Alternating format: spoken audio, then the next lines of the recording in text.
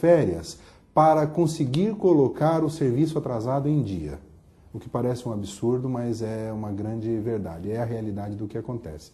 Pois bem, ele precisa ter um equipamento que lhe dê, então, uma característica que se chama mobilidade. Onde ele estiver, ele tem que estar trabalhando com os arquivos dele, com a forma de trabalho dele. Daí, o notebook. É para isso que serve o notebook, para que o magistrado possa trabalhar remotamente. Então, muito ao contrário de ser um privilégio, entregar um notebook para o magistrado foi um ônus, é uma penalidade. Porque agora ele não tem nenhuma desculpa para não trabalhar nas horas de folga, para não trabalhar nos fins de semana, não trabalhar na casa dele.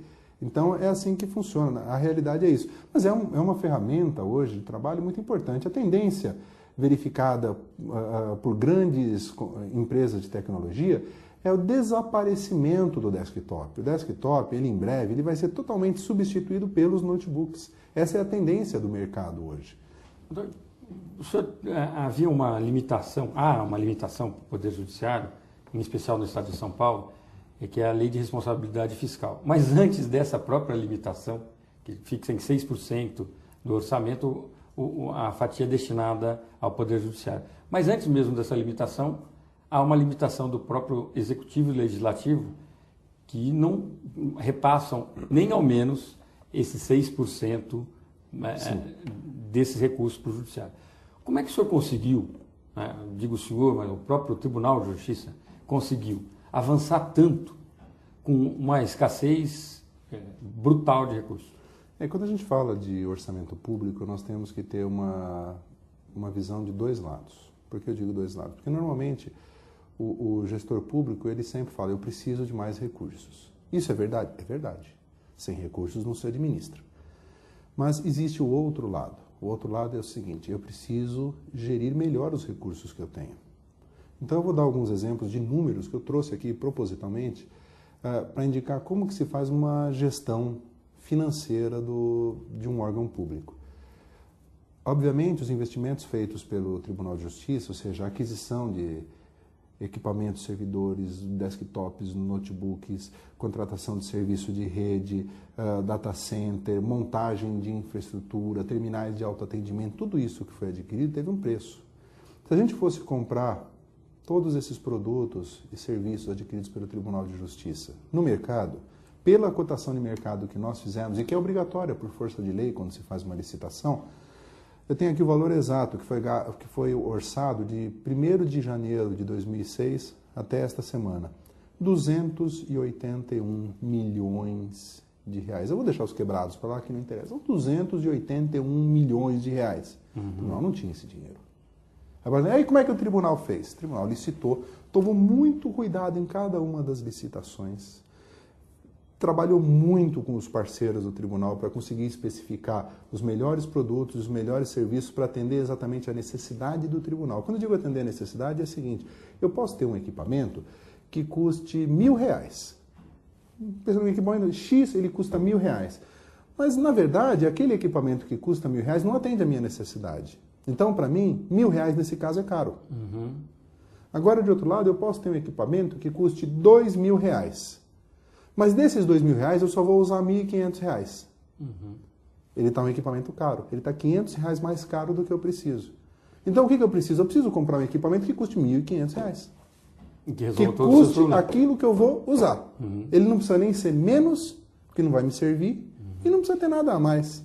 E nós trabalhamos dessa maneira. Tendo esse tipo de visão, nós conseguimos realizar licitações que de 281 milhões resultaram no valor de 139 milhões e 900 mil reais de contratos firmados pelo Tribunal de Justiça na área de informática. Quer dizer, quase 50%. Mais de 50%. Foi 50,28% de redução em relação aos valores cotados no mercado. Tá certo. Eu vou pedir licença para o senhor, mas eu gostaria que no próximo bloco o senhor desse para a gente uma aula de como foi feita essa verdadeira mágica de matemática e de economia. Nós vamos para um rápido intervalo e já voltamos. Estamos de volta com Frente a Frente com a Justiça, nessa oportunidade abordando a informatização no Poder Judiciário no Estado de São Paulo. Para isso, estamos com o assessor da Presidência do Tribunal de Justiça, Dr. Eduardo Marcondes. Dr. Eduardo, no bloco anterior, o senhor dava alguns números que nos deixaram pasmos. o senhor conseguiu, digo o senhor, mas o Tribunal de Justiça, conseguiu operar uma redução de mais de 50% para fazer toda essa verdadeira revolução no âmbito da informatização no Poder Judiciário. Qual a receita disso, doutor? Olha, o que é interessante é verificar o seguinte: economizamos muito, mas o mais interessante é quando a gente fala que contratou 139 milhões, efetivamente pagaram até agora, pagamos 56. Por que pagamos 56? Porque são contratos de longo prazo, então ainda falta desses contratos 83 milhões para nós gastarmos. Com 56 milhões nós já disponibilizamos um fórum em São Paulo totalmente digital. Ou seja, não há papel nesse fórum. Todos os processos lá estão dentro dos nossos sistemas. Os processos tramitam. Um processo que demoraria 2 anos, lá ele leva de 30 a 60 dias para estar encerrado. Uma separação que leva em torno de 30 dias para estar concluída, lá é no mesmo dia, é tudo resolvido, quando é consensual, é claro.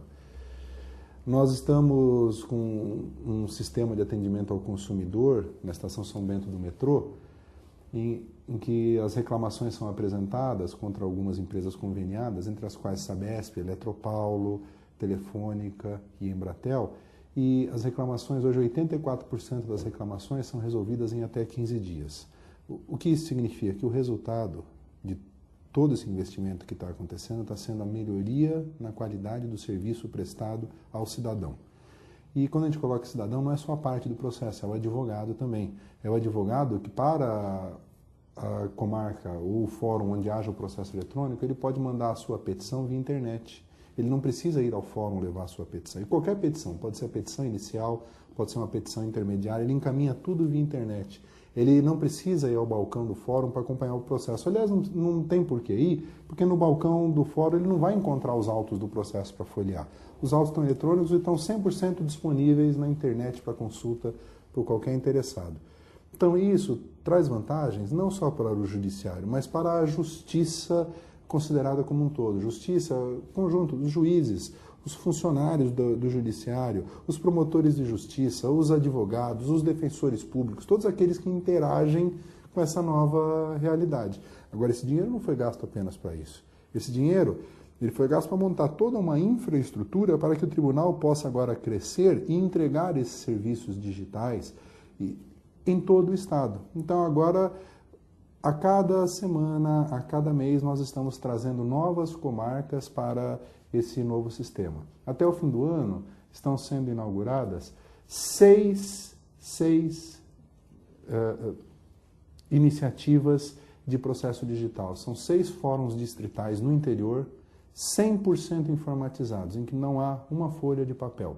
Todo o processo eletrônico. Aliás, um deles foi inaugurado a semana passada em Nazaré Paulista e já está funcionando. Convido os advogados da região de Atibaia, Bragança Paulista, até Jacareí, vão lá, conheçam a experiência, é muito interessante. Estamos inaugurando agora, nesta semana, o Fórum de Ouro-Oeste.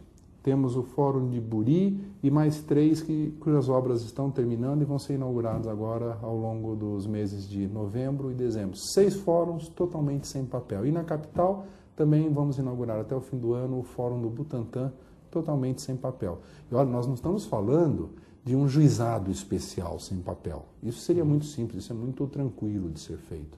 Nós estamos falando de varas cíveis, varas de família e de varas criminais, sem papel. Além disso, estamos aqui digitalizando o setor, em São Paulo, o setor de execução contra a fazenda pública, para que processos em que... nós temos processos aqui com 50 mil